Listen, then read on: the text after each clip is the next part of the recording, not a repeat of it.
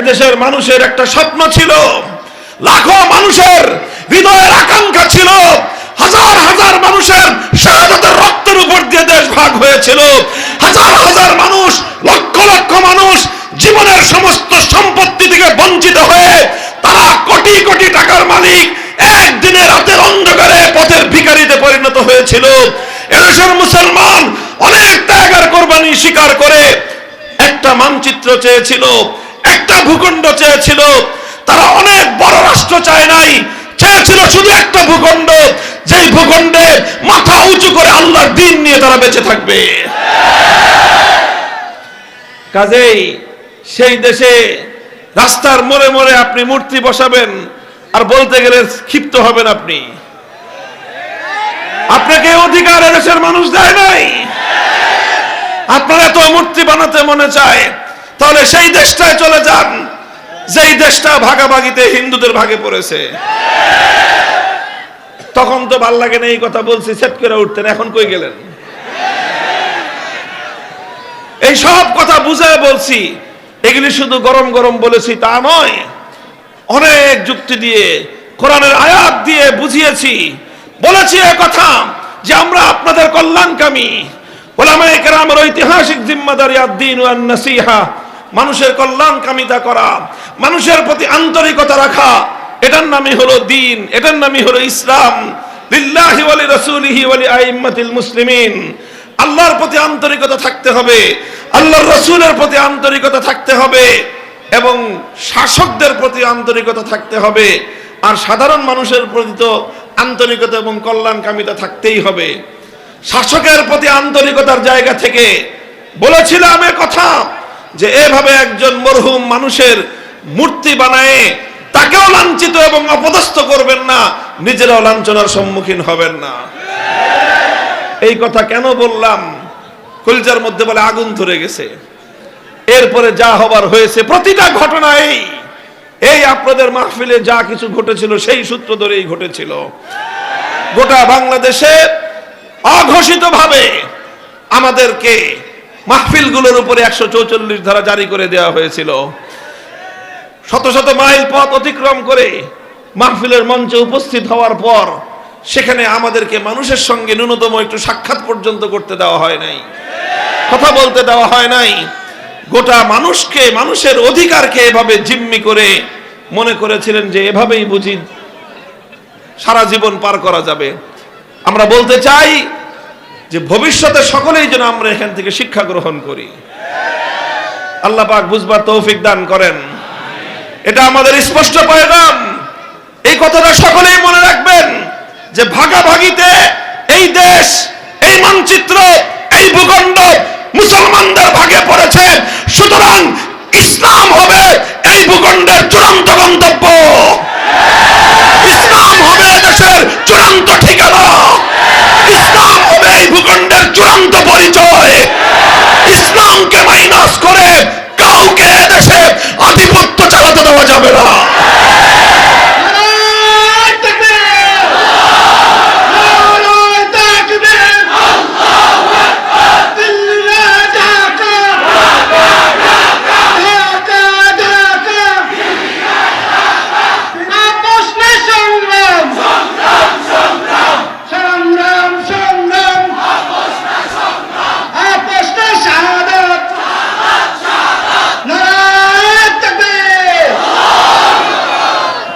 আল্লাহ পাক রব্বুল আলামিন আমাদেরকে সকল ষড়যন্ত্রের হাত থেকে হেফাজত করেন।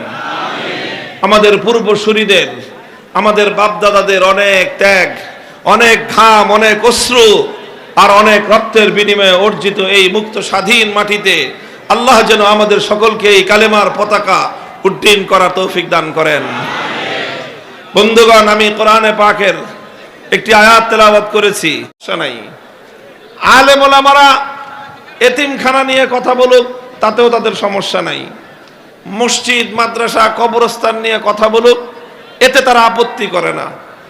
কিন্তু ওলামায়ে কেরাম, আলেম সমাজ যখনই রাষ্ট্র এবং রাজনীতির কোনো ভুল ভ্রান্তি নিয়ে কথা বলতে যায় তখনই ছ্যাট করে উঠে।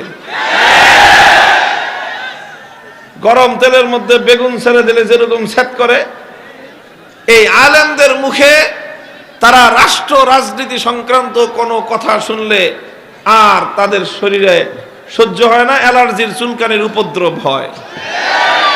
ভবিষ্যতে যদি আবার কোনোদিন রাজনীতিতে পুনর্বাসিত হন, এই অ্যালার্জির চুলকানি করে আসবেন, এই চুলকানির চিকিৎসা করে আসবেন। কথা বুঝাতে পারি কি নাই, পারছি কিনা জানি না, কথা পয়গাম পৌঁছে যাবে তাদের কাছে, অবশ্যই তারা শুনবেন, জানবেন যে উলামায়ে কেরামের দায়িত্ব এবং কর্তব্য হলো সমাজের প্রতিটি অসঙ্গতি নিয়ে তারা কথা বলবেন, মানুষকে প্রত্যেকটি বিষয়ে তারা ভুল ভ্রান্তির ক্ষেত্রে সতর্ক করবেন, প্রত্যেকটি বিষয়ে আলেম সমাজ জাতিকে সঠিক দিক নির্দেশনা দিবেন। এটা আলেমদের ঐতিহাসিক দায়িত্ব, এটা আল্লাহর পক্ষ থেকে প্রদত্ত দায়িত্ব, এটা আল্লাহর রাসূল মুহাম্মদ আরবি সাল্লাল্লাহু আলাইহি ওয়াসাল্লামের পক্ষ থেকে প্রদত্ত দায়িত্ব। এই দায়িত্ব যদি উলামায়ে কেরাম পালন না করেন, তাহলে আল্লাহ এবং তার রাসূলের কাছে আসামির কাঠগড়ায় দাঁড়িয়ে যেতে হবে। আমাদের মুজাহিদে আজম আল্লামা শামসুল হক ফরিদপুরি রহমতুল্লাহি আলাইহি প্রবীণ যারা আছেন তারা এই নাম বহুবার শুনে থাকবেন। এই বাংলাদেশের কিংবদন্তি মুজাদ্দিদ আল্লামা শামসুল হক ফরিদপুরি রহমতুল্লাহি আলাইহি, হযরত হাফিজ জি হুজুর, পীর জি হুজুর এবং সদর সাহেব হুজুর, তিন ব্যক্তি আমাদের এই ঢাকার তিন আকাবেরে সালাসা, তিনজন প্রধান মুরব্বী যারা ঢাকার বুকে এসে ইসলামের ঝান্ডা উড্ডীন করেছিলেন।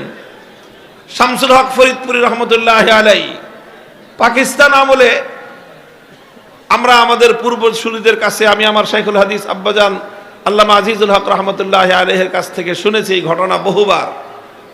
যখন পাকিস্তানের ফিল্ড মার্শাল আইয়ুব খান সে যখন ফ্যামিলি প্ল্যানিং ল পাশ করলো, যার মধ্যে কোরআন বিরোধী কিছু ধারা তার মধ্যে অন্তর্ভুক্ত হয়েছিল, কোরআন বিরোধী কিছু আইন পাশ করলো, তো আলেম ওলামারা তার প্রতিবাদ করলেন এবং সেই প্রতিবাদের সম্মুখ সারিতে প্রধান নেতৃত্বের দায়িত্বে ছিলেন শামসুল হক ফরিদপুরি রহমতুল্লাহি আলাইহি।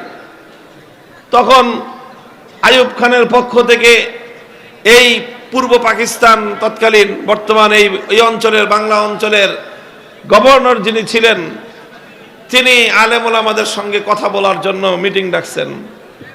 বিশেষ করে শামসুল হক ফরিদপুরি রহমতুল্লাহি আলাইহির কাছে তিনি ডাকছেন আলোচনা করার জন্য। হুজুরকে ডেকে নিয়ে বলতেছেন যে হুজুর বুঝেন তো যে আমরা একটা সরকারের চাকরি করি, আমরা সরকারের চাকরি করি, কাজেই সরকারের নিয়ম কানুন যা আছে সেগুলো বাস্তবায়ন করতে তো আমরা বাধ্য। মানে বুঝাইতেছে যে এখন যেহেতু চলতেছে মার্শাল ল, আপনি যদি মার্শাল ল ভঙ্গ করে কোনো প্রতিবাদ জানান, মিছিল করেন, মিটিং করেন, তাহলে আপনার বিরুদ্ধে আমরা আইন প্রয়োগ করতে বাধ্য হব, যেহেতু আমরা সরকারের চাকরি করি। এই কথা যখনই বলেছে প্রশাসনের লোকজন, তখন হুজুর বলছেন যে হ্যাঁ আপনি খুব ভালো কথা বলছেন। পুলিশের বড় কর্মকর্তাকে বলছে যে আপনি একদম খুব ভালো একটা কথা বলছেন, যুক্তির কথা বলেছেন, যে আপনারা সরকারের চাকরি করেন, এই জন্য সেই সরকারের আইন মানতে আপনারা বাধ্য এবং সেই সরকারের আইন প্রয়োগ করতে আপনারা বাধ্য। গভর্নর সাহেব মনে রাখবেন, আমরাও এক বড় সরকারের চাকরি করি, আমরাও এক বড় সরকারের চাকরি করি। যখন সেই বড় সরকারের কোন আইন লঙ্ঘিত হয়, তখন তার দিনের উপর যখন আঘাত করা হয়, তখন সেই বড় সরকারের আইন বাস্তবায়ন করার জন্য যা করতে হয় তাই করতে আমরা বাধ্য হই।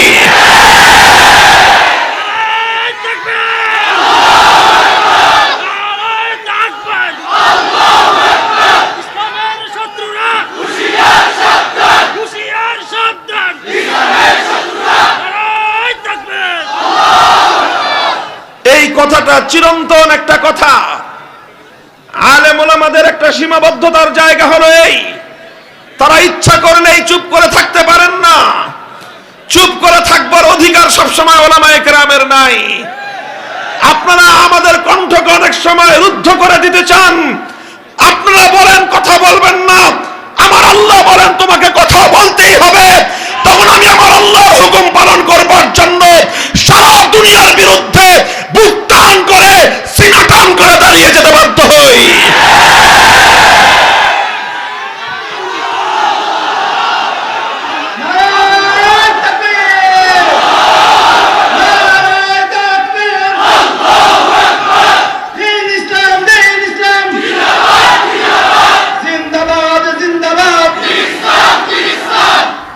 মুহতারাম হাজিরিন, কাজেই কথাটা ছিল এই জায়গায়, কথা এই জায়গায় ছিল। মুসলিম একটা সমাজ, একটা মুসলিম জাতিসত্তার ভিত্তিতে গড়ে ওঠা একটা দেশ, একটা রাষ্ট্র। 1947 সালে তো ভাগাভাগি হয়েছে, 47-এ ভাগাভাগি হয়েছে, সবাই বলে এটাকে দেশ বিভাগ। সেই ভাগাভাগিতে এই অঞ্চল মুসলমানরা পাইছে। পরিষ্কার কথা, এগুলি কোনো লুকায় ছুপায় রাখার কথা না। 47-এর ভাগাভাগিতে এই মানচিত্র মুসলমানদের ভাগে পড়েছে। এর অর্থ এই না যে অন্য ধর্মাবলম্বীরা এখানে থাকবে না, অবশ্যই থাকবে। হিন্দুরা থাকবে, বৌদ্ধরা থাকবে, সব ধর্মাবলম্বী যার যার মতো নিজেদের জায়গায় থাকবে, নিজ নিজ ধর্ম পালন করবে। তারা জান মাল ইজ্জত আবরু সবকিছুর নিরাপত্তা নিয়ে, ধর্মীয় স্বাধীনতা নিয়ে তারা বসবাস করবে। কিন্তু এই জায়গাটা ভাগাভাগিতে মুসলমানদের ভাগে পড়ছে, এই কথাটা মনে রাখবে। কথা বলেন ঠিক না বেঠিক? সুতরাং এই ভাগাভাগিতে যেহেতু মুসলমানদের ভাগে পড়েছে, সেই ভাগ পরিবর্তন হয় নাই, সেই ভাগ পরিবর্তন হয় নাই। 47-এ যে জন্য ভাগাভাগি হয়েছিল 71 সাল পর্যন্ত। ونشهد أن لا إله إلا الله وحده لا شريك له ونشهد أن سيدنا وسندنا وحبيبنا وطبيب قلوبنا ومولانا محمد الذي أرسله الله إلى كافة الناس بشيرا ونذيرا وداعيا إلى الله بإذنه وسراجا منيرا أما بعد فأعوذ بالله من الشيطان الرجيم بسم الله الرحمن الرحيم إن الذين قالوا ربنا الله ثم استقاموا تتنزل عليهم الملائكة ألا تخافوا ولا تحزنوا وأبشروا بالجنة التي كنتم توعدون بارك الله لنا ولكم في القرآن العظيم ونفعنا وإياكم بالآيات والذكر الحكيم اللهم صل على محمد وعلى آل محمد كما صليت على إبراهيم وعلى آل إبراهيم إنك حميد مجيد اللهم بارك على محمد وعلى آل محمد كما باركت على إبراهيم وعلى آل إبراهيم إنك حميد مجيد এত বড় মজমা, আপনারা দুরূদ শরীফ শুধু আমি একা একা বললাম, ভালো হলো জিনিসটা? বলেন। আপনারা এখানে এখনো মানুষ নিজেদের মধ্যে আলাপচারিতায় মগ্ন আছেন। স্টেজের ডান দিকে যে মানুষগুলো দাঁড়িয়ে আছেন, আপনারা আপনাদের পিছন দিকে তাকায় দেখেন, আপনার একজনের কারণে কত মানুষ এখানে দেখতে পারতেছে না। আপনারা এই জায়গাটায় একেবারে এই পর্যন্ত যারা দাঁড়ায় আছেন, বসতে পারলে বসে পড়েন, না পারলে দয়া করে ওই পাশে ডান দিকে বাম দিকে একদিকে যান।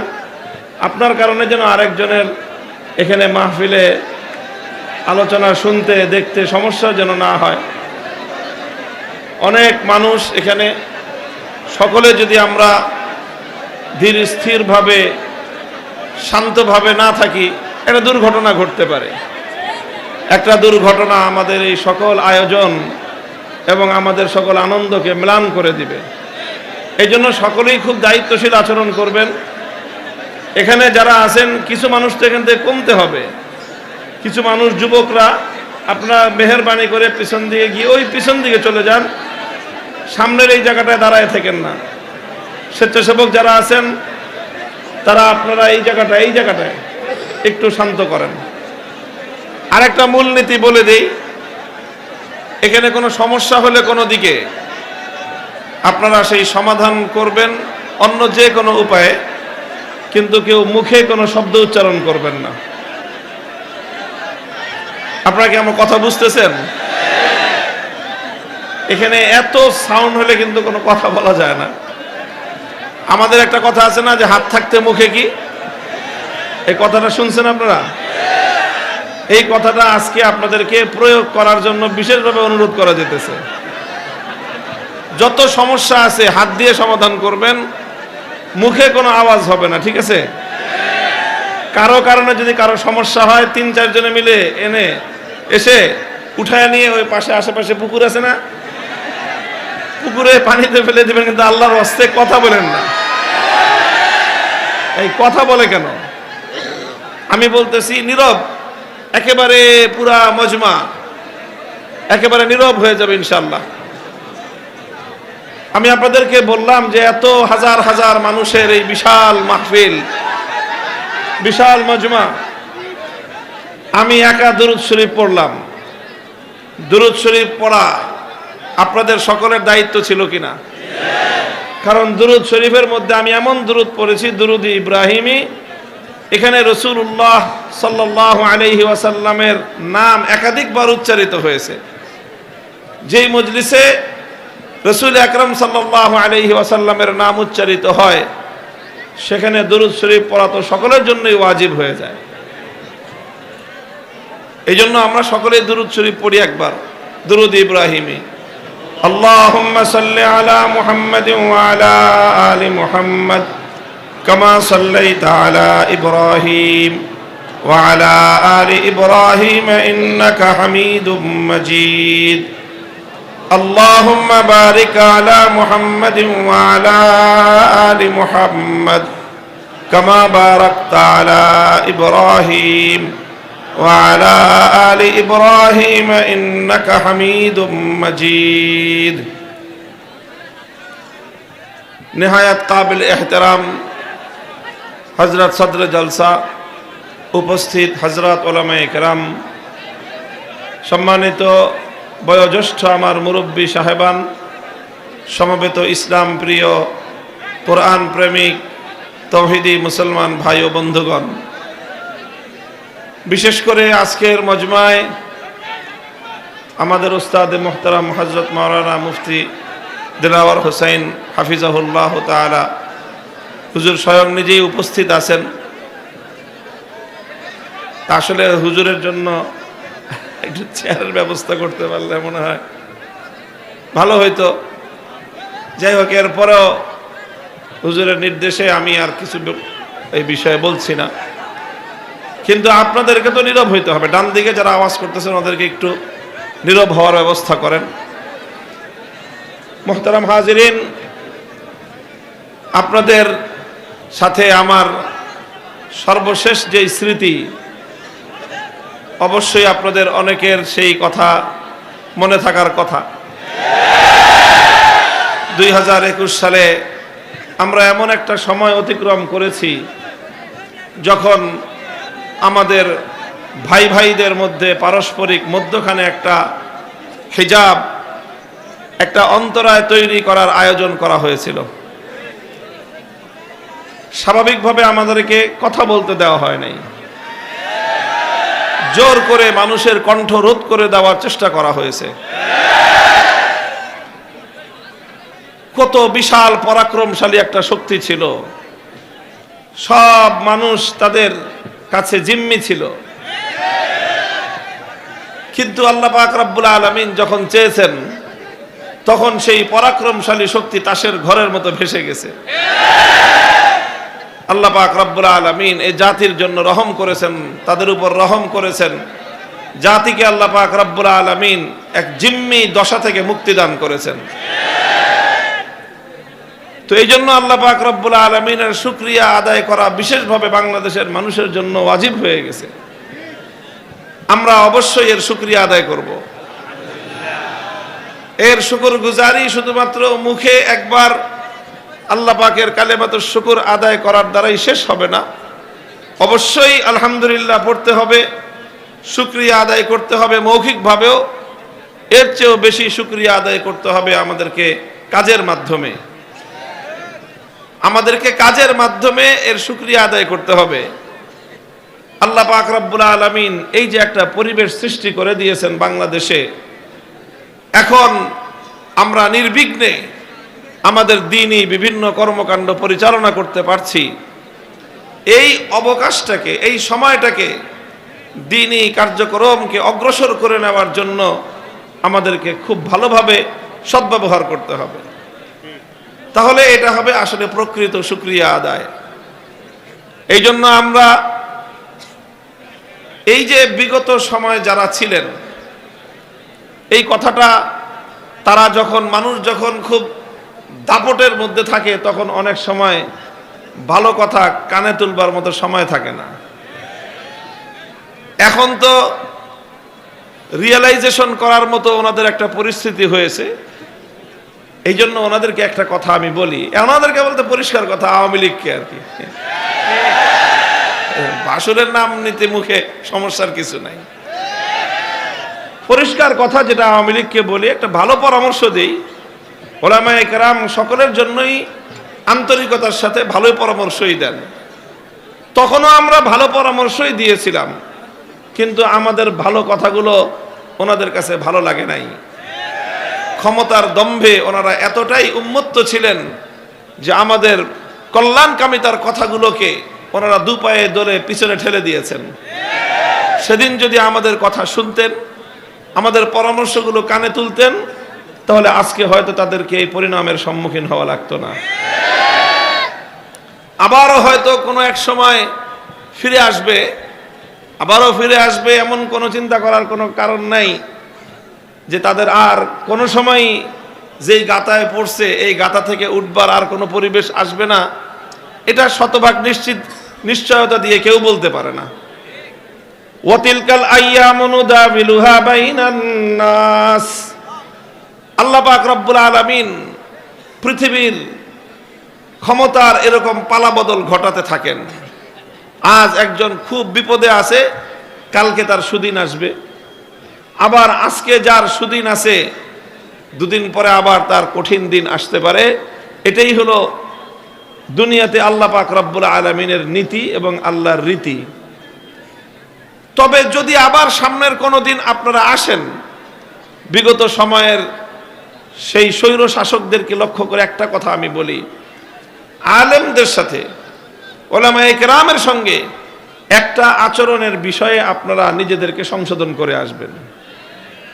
বিশেষ করে একটা আচরণের কথা, সেটা হলো তারা আলেমদের কাছ থেকে, ওলামায়ে কেরামের কাছ থেকে নেতৃত্ব সুলভ কোনো কথা বরদাস্ত করতে পারে না। কথাটা বুঝেন নাই আপনারা? ওলামায়ে কেরাম তারা নামাজের মাসআলা বলুক, এতে তাদের সমস্যা নাই। আলেম ওলামারা মিলাদ পড়ুক, খতম পড়ুক, এতে তাদের সমস্যা। সূরা হামিম সাজদা থেকে লম্বা কোনো আলোচনা আমি করব না। ইন্নাল্লাযীনা ক্বালু রাব্বুনাল্লাহু সুম্মা ইসতাকামু তাতানাজ্জালু আলাইহিমুল মালাঈকাতু আল্লা তাখাফু ওয়া লা তাহজানু ওয়া আবশিরু বিল জান্নাতিল্লাতী কুনতুম তুআদুন। ছোট্ট দুটি কথা এই আয়াতকে সামনে রেখে আমি বলবো। এক নম্বর একটা কথা হলো তাওহীদের কথা, ঈমানের কথা, একত্ববাদের একটা কথা। এই একটা পয়গাম আমি আমার জাতিকে, আমি আমার দেশবাসীকে, বিশেষ করে আগামীর তরুণ প্রজন্মের সামনে আমি খোলাসা করার জন্য চেষ্টা করতেছি। সব জায়গায় কথা ঘুরে ফিরে আমি এই কথাগুলি মানুষের সামনে বলার চেষ্টা করছি। তাওহীদ, তাওহীদ মানে কি? একত্ববাদ। তাওহীদ মানে একত্ববাদ। একত্ববাদ মানে হলো আল্লাহ এক এবং অদ্বিতীয়। আল্লাহ এক এবং অদ্বিতীয়। এই তাওহীদ আল্লাহকে এক এবং অদ্বিতীয় বিশ্বাস না করলে একজন মানুষ ঈমানদার হতে পারে না। তাওহীদ হলো ঈমানের সবচেয়ে গুরুত্বপূর্ণ বুনিয়াদ, ঈমানের ভিত্তি এবং সবচেয়ে গুরুত্বপূর্ণ ভিত্তি, প্রধান ভিত্তি, প্রথম ভিত্তি হলো তাওহীদ। এই জন্য যখন মানুষ কবরে যাবে সর্বপ্রথম প্রশ্ন হবে তাওহীদ নিয়ে, মার রব্বুকা, বলো তোমার রবকে। কথা বলেন ঠিক না বেঠিক? প্রশ্ন হবে মার রব্বুকা, কে তোমার রব, এই প্রশ্নটা হবে। এখন এই প্রশ্নের জবাব তো দিতে হবে যে আমাদের রব কে। শুধু মুখে বললে হবে না, কে আমাদের রব এই বিষয়টা বুঝে শুনে কার্যে পরিণত করতে হবে। কথা বলেন ঠিক না বেঠিক? তা আসলে আমরা আল্লাহকে যে রব বলি এটা শুধু মুখে মুখে বলি না আসলে বাস্তবেই আমরা আল্লাহকে রব মানি? বাস্তবে কতটুকু রব আমরা মানি আর কতটুকু মানি না একটু আমরা আলোচনা করে দেখব। মুহতারাম হাজিরিন, আমি বলেছিলাম তাওহীদের কথা, একত্ববাদের কথা। এই তাওহীদের অনেকগুলো দিক রয়েছে। প্রতিটি দিকে যেই সকল বিষয়ে আল্লাহর একত্ববাদের উপর ঈমান রাখতে হয়, প্রতিটি ক্ষেত্রে আল্লাহকে এক এবং অদ্বিতীয় বিশ্বাস করতে হবে। তার মধ্যে একটা গুরুত্বপূর্ণ তাওহীদের দিক হলো তাওহীদ ফিল ইবাদাহ। ইবাদতের মধ্যে আল্লাহকে এক এবং অদ্বিতীয় বিশ্বাস করতে হবে। ইবাদত কার করতে হবে? এক। বলেন, ইবাদতের মালিক একমাত্র কে? ইবাদতের উপযুক্ত একমাত্র কে? এক আল্লাহ ছাড়া অন্য কারো যদি কেউ ইবাদত করে তাহলে সে আর ঈমানদার থাকতে পারে না, সঙ্গে সঙ্গে সে মুশরিকে পরিণত হয়, যত সামান্যই হোক না কেন। বলেন তো দেখি, একজন মানুষ 24 ঘন্টার মধ্যে 23 ঘন্টা 55 মিনিট আল্লাহর ইবাদত করলো, 5 মিনিট শুধুমাত্র দুর্গার পূজা করলো, আপনারা বলেন দেখি লোকটা ঈমানদার না বেঈমান? সন্দেহের কোনো অবকাশ আছে? কেন? সে যে 23 ঘন্টা 55 মিনিট শুধু আল্লাহর ইবাদত করলো, ওটা দেখলেন না? 5 মিনিট দুর্গার পূজা করলে মুশরিক হয়ে গেল, কাফের হয়ে গেল। কারণটা কি? কারণ ইবাদত শুধু আল্লাহর জন্যই করতে হবে। যখনই ইবাদত করবে একমাত্র কার জন্য করতে হবে? আল্লাহ ছাড়া 5 মিনিট নয়, 1 মিনিট, আর 1 মিনিটও নয়, 1 সেকেন্ড যদি কেউ আল্লাহ ছাড়া কোনো গায়রুল্লাহর ইবাদত করে, পূজা করে, সে আর কিছু হতে পারলেও ঈমানদার হতে পারে না, সে মুশরিকে পরিণত হয়। কথা পরিষ্কার? তাহলে এক আল্লাহকে মানতে হলে ইবাদত একমাত্র কার করতে হবে? আল্লাহর করতে হবে। এটাকে বলা হয় তাওহীদ ফিল ইবাদাহ। ইবাদতের ক্ষেত্রে আল্লাহর একত্ববাদ। ঠিক এরকম ঈমানের আরো কিছু বিষয় রয়েছে। আমাদের সারা দুনিয়াব্যাপী দাওয়াত এবং তাবলীগের যে মেহনত চলে, সারা দুনিয়াব্যাপী দাওয়াত এবং তাবলীগের মেহনতের সাথীরা তারা তাদের মেহনতকে বলে থাকেন যে এটা হলো ঈমানের মেহনত, ঈমানকে তাজা করার মেহনত, মানুষকে ঈমান শেখার মেহনত, ঈমান শেখানোর মেহনত। সব কথা হলো ঈমানের কথা। এবং সেখানে একটা কথা খুব গুরুত্ব দিয়ে উম্মতকে বোঝানো হয়, শেখানো হয়, সেটা হলো কারণে ওয়ালি জাত একমাত্র আল্লাহ। সবকিছু